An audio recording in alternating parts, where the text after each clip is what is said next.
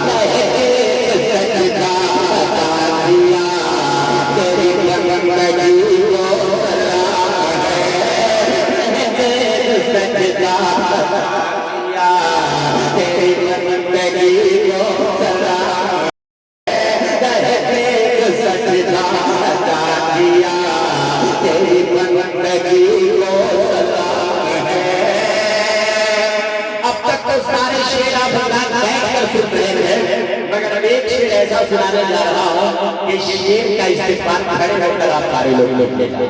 तैयार है आप? मैं हाजिर कर रहा हूँ। इस शेर ही कुछ ऐसा है कि इमाम की मोहब्बत में खड़े होकर इस शेर का इस्तेमाल कीजिएगा। एक बार हाथों को उठाकर बोले जा हुआ है